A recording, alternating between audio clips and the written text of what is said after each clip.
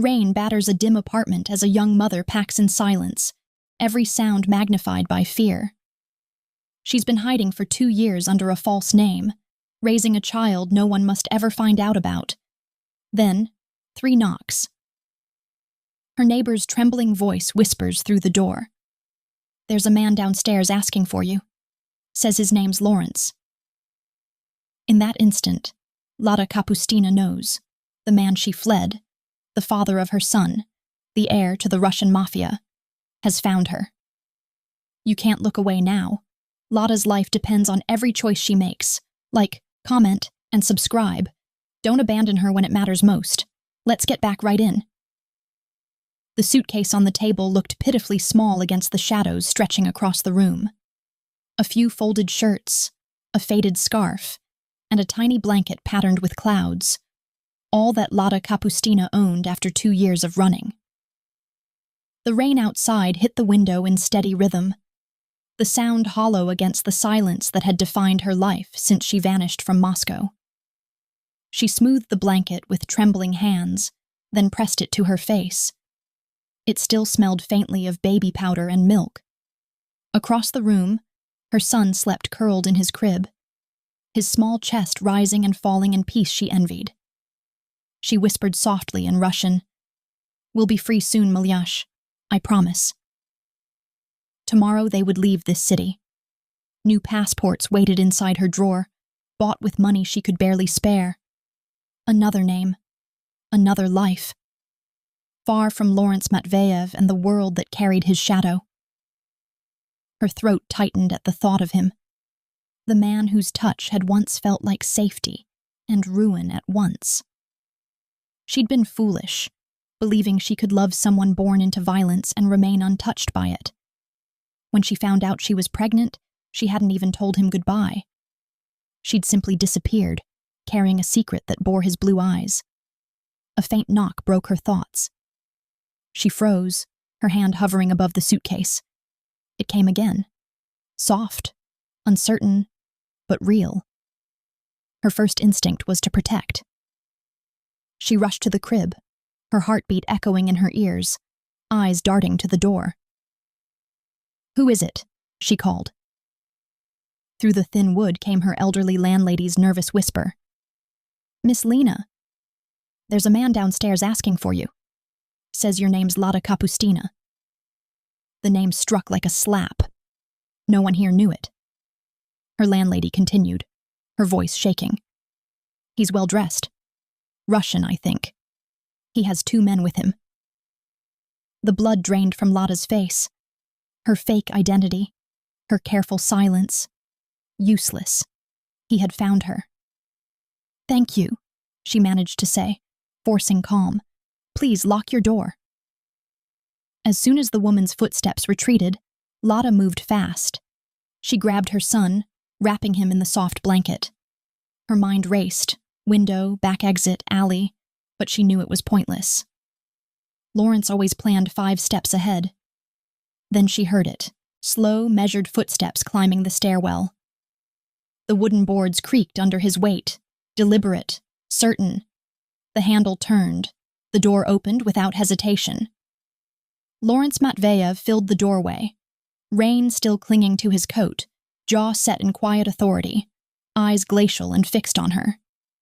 His gaze slid to the child in her arms. Silence thickened. Finally he spoke, calm, low, dangerous. "You've been busy." Lada's breath caught. "Stay away from us." He stepped forward, the faintest smile curving his lips. "Is that any way to greet the father of your child?" Lawrence stepped inside without a word. The door closed behind him with a quiet click that sounded louder than a gunshot in the small apartment. Rain dripped from his coat onto the floor, forming dark circles that spread like ink. His gaze swept across the room, over the half-packed suitcase, the scattered toys, the faint scent of milk and baby powder clinging to the air. His eyes settled on her. "Whose child?" Lada's arms tightened around the baby. "He's mine." Lawrence tilted his head slightly, studying her as though she were a puzzle that refused to fit. "Yours," he murmured, the corner of his mouth twitching. But not yours alone. She shook her head, her voice trembling. You're mistaken. You should leave. He took a slow step forward, his polished shoes silent against the worn floorboards. Don't insult me, Lada. I see myself when I look at him. His tone was soft, but it carried the weight of command, a voice that once made men twice his size obey without question. The baby stirred, letting out a small whimper.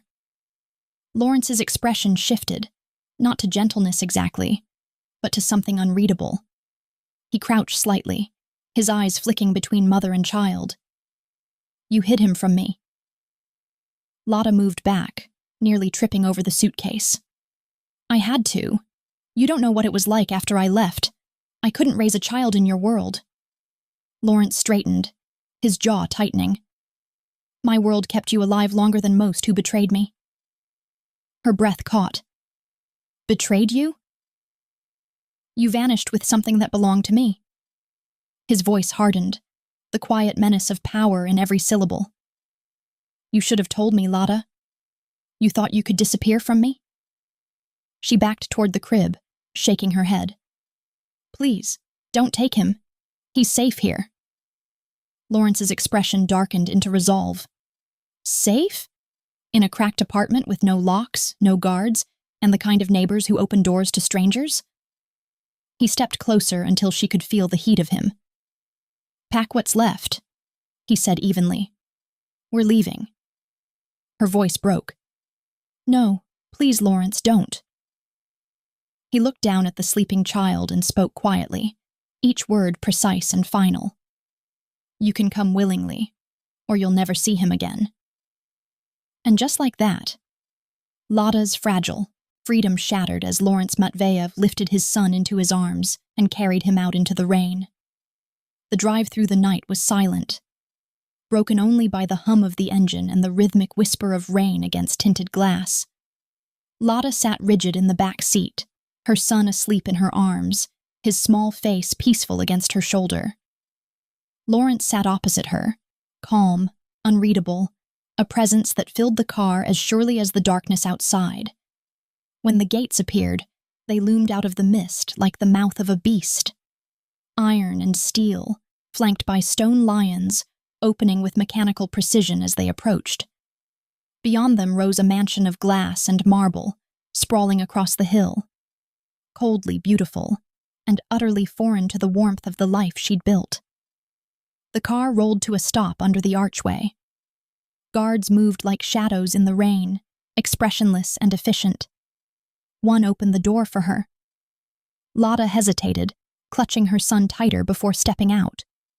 Inside, everything gleamed. The air smelled faintly of polished wood and something floral, expensive. The floors reflected chandeliers shaped like frozen waterfalls. It was perfection, but it didn't breathe. It didn't live. Lawrence handed his coat to a servant and turned to her as though they'd simply returned from an errand.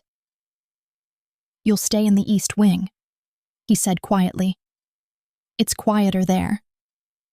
She followed him up the staircase, her heart pounding, every step feeling like a descent even as they climbed. He stopped before a door and opened it. Lada froze. It was a nursery, soft blue walls, hand-carved crib, rows of neatly folded baby clothes, a rocking chair by the window, a mobile turning lazily above the crib. Toys lined the shelves, untouched but waiting. On the dresser, framed photographs. Her son's face, captured in moments she didn't remember, taken from distances she hadn't seen. Her voice trembled. How long have you known? Lawrence turned slightly, his tone almost casual. Since the day you left Moscow. The weight of it crushed her. He hadn't been searching, he'd been watching, always watching. He crossed to the crib and laid the sleeping child gently inside, brushing a strand of hair from his forehead. The tenderness of the gesture made Lada's stomach twist. It looked like care. It felt like love. But beneath it, she could already see the bars of a gilded cage closing around them both. The house was quiet in the morning, almost reverent. Pale light filtered through tall windows, casting soft gold across the nursery floor. Lotta sat in the rocking chair, her son nestled against her shoulder, listening to the distant rhythm of footsteps and faint voices echoing through marble corridors. Everything here sounded too clean, too controlled, like even silence obeyed Lawrence. Sleep refused to come. Every time she closed her eyes, memories rose like ghosts. Moscow.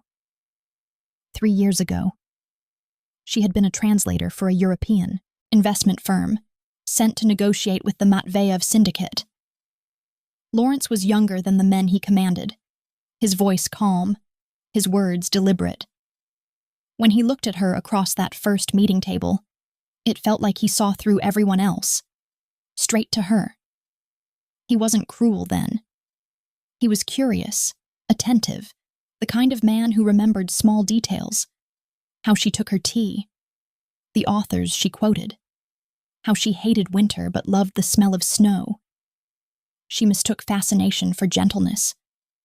Then came the dinners, the car rides, the touch of his hand against hers in the dark. She didn't see the power beneath the charm until it was too late, until his enemies started disappearing, until she realized that love, to Lawrence Matveyev, was not an emotion.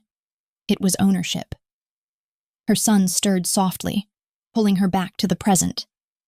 She glanced toward the corner of the nursery, a small black dome above the bookshelf, subtle but unmistakable. A camera. Watching. Always watching. The door opened behind her. She didn't turn. "Why are there cameras in a baby's room?" she asked. Lawrence's voice was calm, almost gentle. "For his safety." She turned to face him. "You mean for control? What do you want from us, Lawrence? Why now?" He stepped closer, his expression unreadable. "What I wanted from the beginning," he said softly. "A family. What should have been ours." The word family lodged like glass in her throat. When he left, closing the door behind him, the silence returned, heavier than before. Lotta held her son close, pressing her lips to his hair. Her whisper was a promise, trembling but fierce. "We'll leave again. Somehow." Night settled over Matveyev Manor like a velvet shroud. The chandeliers dimmed, and the house exhaled into silence. Lotta stood at the window of her room, the moonlight painting her reflection in cold silver. Down in the courtyard, guards patrolled in quiet rhythm. The same precision, the same discipline. Nothing here moved without permission. Behind her, the faint clink of glass broke the stillness.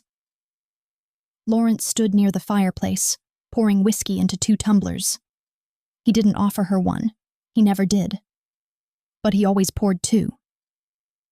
For a long moment, he said nothing, his gaze fixed on the amber liquid swirling in the glass. When he finally spoke, his voice was softer than she'd ever heard it. "My father used to sit like this, nights when he couldn't sleep. The difference is, he drank to forget. I drink to remember." Lotta turned, cautious. "Remember what?" He smiled faintly, a small, humorless thing. What it cost to become him. The firelight carved sharp lines across his face. He ruled with fear, with fists. He believed love was a leash, something to strangle you when you weren't watching. His jaw clenched. "When I was 12, I watched him kill a man who begged for mercy. Then he turned to me and said, 'Mercy is how weak men die.'" Silence hung heavy between them. "I swore I'd never be like him," Lawrence said almost to himself. "But love makes you weak, and weakness gets you killed." Lotta's throat tightened. For the first time, she saw something behind his control. A fracture, a wound that power couldn't seal. Later, when she checked on her son, Lawrence was already there, standing over the crib. His expression softened in a way that almost broke her. "He looks like you when you're not afraid," he murmured. Her voice trembled. "And what happens when he grows up in this house? When he learns to be afraid of you, too?" Lawrence turned to her, the warmth gone from his face. "Freedom doesn't keep you safe, Lotta." "I do." The quiet stretched between them, fragile and final. And as he left the room, she realized with a shiver that she was beginning to understand him, and hate herself for it. Lotta moved silently through the dim corridors, memorizing every step, every routine. She had watched the guards for days, noting their shifts, their lapses, the moment one blinked and another yawned. In the small seam of her mattress, she tucked away the last of her emergency cash and the battered old phone she had smuggled in piece by piece. Escape was no longer a distant hope. It was a plan. Meanwhile, Lawrence's presence loomed ever larger, and his attention was suffocating. He watched her movements with a hawk's precision, his protective instincts morphing into something darker. One evening, he approached her with a small box, velvet-lined, and a sly, possessive smile. "For you," he said, placing a necklace around her neck. The pendant glittered like a diamond, but Lotta noticed the slight hum beneath the sparkle. Too late, she realized the truth. A tracker, hidden in plain sight. Her voice trembled as she yanked it off. "You don't own me, Lawrence." His expression hardened, cold and unyielding. "Then stop making me prove that I do." The words hung in the air, sharp and heavy. Lotta's chest heaved, her heart pounding not just with fear, but with anger, betrayal, and an unwilling fascination with the man who could terrify and captivate her in the same breath. Lawrence's eyes darkened, a storm barely contained. "You think I enjoy this?" His voice cracked with raw emotion. His fist slammed against the wall, a deafening echo that made her flinch. The room trembled under his rage, and for the first time, the carefully constructed mask of control shattered. Regret followed instantly, like a cold wave washing over him. He sank to the floor, shoulders shaking, voice low and hoarse. "Don't make me become him," he whispered, the confession a fragile thread of vulnerability. His hands hovered over the space where he had struck, as if to erase the violence he'd just inflicted. Lotta stared at him, conflicted. Fear and sympathy tangled in her chest. The man before her was not only a captor, he was a man, battling the shadows of his own past. And she, whether she liked it or not, was now a part of the war within him. Lawrence was gone by midnight, leaving only the echo of his footsteps and the faint scent of cologne. "Business in St. Petersburg?" he had said, his tone leaving no room for argument. Lotta's chest tightened, but beneath it, a flicker of opportunity stirred. Before dawn, the silence shattered. Alarms screamed through the mansion, red lights flashing against the walls. Gunfire tore through the courtyard, bullets ripping into marble and glass. Smoke curled up from the west wing, filling the hallways with a choking haze. Lotta clutched her son, Misha, close, his tiny body trembling in her arms. Adrenaline pushed her forward, weaving through corridors she had walked 1,000 times in fear and caution. She barely registered the smell of gunpowder and burning wood until it reached her throat. A shadow lunged from the smoke. Mikhail, Lawrence's right-hand man, grabbing her arm with firm urgency. "This way," he barked, dragging her into a hidden panel behind the study shelves. The panic room door slammed shut just as a deafening explosion shook the mansion. Red lights flashed inside the small space. Dust settled over her shoulders, and the baby cried, sharp and piercing, cutting through the haze of terror. Lotta's heart pounded against her ribs. She pressed Mikhail's hand over Misha's mouth, whispering, "Shh, it's okay. We'll be safe." The intercom crackled, and Lawrence's voice came through, rough, urgent, and raw with emotion. "Stay with Mikhail. Do not open that door." Her hands tightened around Misha as another explosion rattled the mansion. She realized, with a cold twist of fear, that the enemies who had hunted Lawrence were never blind. They had always been watching, always waiting. Outside, chaos consumed the estate. Shots rang out in rapid bursts, metal clashing against stone, and somewhere in the distance another blast shook the earth itself. Inside, trapped behind reinforced steel, Lotta pressed herself against Mikhail, the baby's cries mingling with the wailing alarms. Her lungs burned, her thoughts raced. But one truth anchored her. Escape would not come easily. And Lawrence's enemies had already breached the walls that were supposed to keep them safe. The red lights reflected off her tear-streaked face as she hugged Misha closer, the reality sinking in. This battle was far from over, and she was caught in the crossfire. Hours passed in the panic room, each second stretched taut with fear. Outside, the chaos subsided, leaving behind a deafening silence. Smoke curled through the hallways, and the acrid scent of burned timber lingered in the air. Misha's cries had quieted, replaced by soft whimpers, and Lotta sank to the floor, holding him close, trying to make sense of what had just happened. The door suddenly shuddered. Mikhail's hand moved to keep her back. But Lawrence stepped through, bruised and bloodied, his suit torn, a thin line of crimson streaking his temple. His eyes, fierce and haunted, swept over her and the baby. Alive. "You survived," he said, voice raw, rough from exhaustion and anger. The words weren't relief, they were warning. We did," Lotta whispered, still cradling Misha.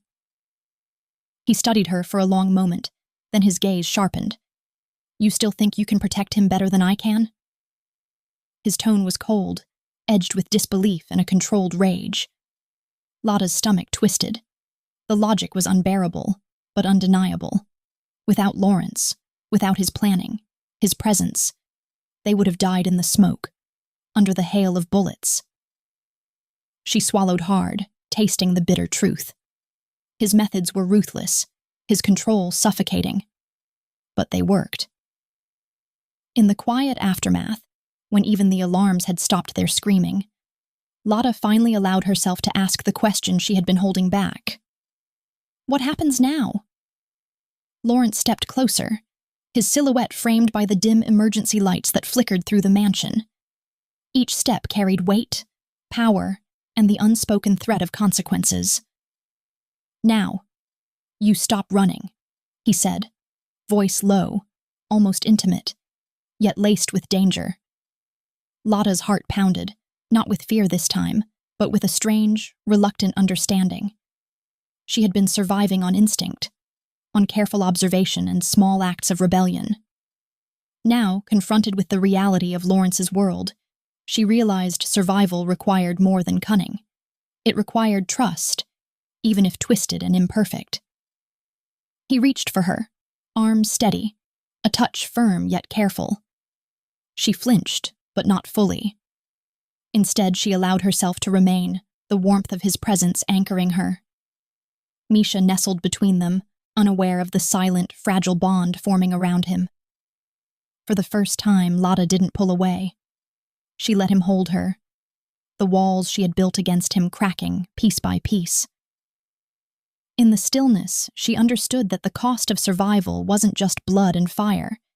It was surrendering a part of herself to the man who had fought to keep them alive, even if his methods were dark, even if his love was dangerous. The mansion was scarred, the night still thick with smoke. But within the small circle of warmth, a fragile, uneasy truce had been born. They had survived, but at a cost neither could fully name. Morning light crept through the tall windows of the manor, spilling across the marble floors and gilded walls. The world outside seemed impossibly distant, a universe of freedom that Lotta could almost reach, but could not. In the center of the room, Lawrence knelt on the Persian rug, cradling Misha. He murmured softly in Russian, words laced with tenderness that made her chest tighten in ways she couldn't name. The baby's tiny fingers curled around Lawrence's thumb, and for a moment, the fear and rage that had defined the past days melted into something fragile, something terrifyingly intimate. Lotta's breath caught. She approached slowly, every step measured, yet impossible to stop. Finally, she found the courage to confront him, the question that had been burning in her chest since the attack. What if I still try to leave? Her voice was steady, but the tremor beneath it betrayed her fear and desire. Lawrence lifted his gaze, calm, unflinching, his dark eyes steady on hers. Then I'll follow you again, he said simply, until you stop running. There was no anger, no threat, only a quiet certainty that left her both unnerved and unsettled. He shifted, lowering himself fully to the rug, touching Misha's tiny hand with reverent care. His other hand hovered near her, unspoken and patient, inviting yet demanding attention. He's mine, Lotta, and so are you. The words weren't a threat, they were a vow, a declaration of possession, yes, but tempered by a fierce, almost protective love that cut through the fear she had felt for so long. Her heart thudded, trapped between resistance and surrender, between the instinct to flee and the desire to stay. She moved closer, resting her hands on the back of the chair where Lawrence knelt, watching him with a mixture of awe, defiance, and something softer, curiosity, perhaps even understanding. He looked up, their eyes locking, and in that shared gaze, the tension of weeks dissolved into an uneasy truce. Lotta turned toward the window, her silhouette outlined by the pale morning light. Outside, the world continued on its careless way, oblivious to the storm that had passed within these walls. She wrapped her arms around Misha, feeling the rhythm of his breathing against her chest, a steady, fragile pulse that tethered her to the moment. The truth settled in her chest with a weight both heavy and strange, sometimes the most dangerous prison. Felt like home. She didn't know if she would ever leave, or if she truly wanted to. All she knew was that her child was safe, that Lawrence was near, and that the lines between fear and desire, between captivity and protection, had blurred irrevocably. The manor was quiet, the morning light gentle, and for now that was enough.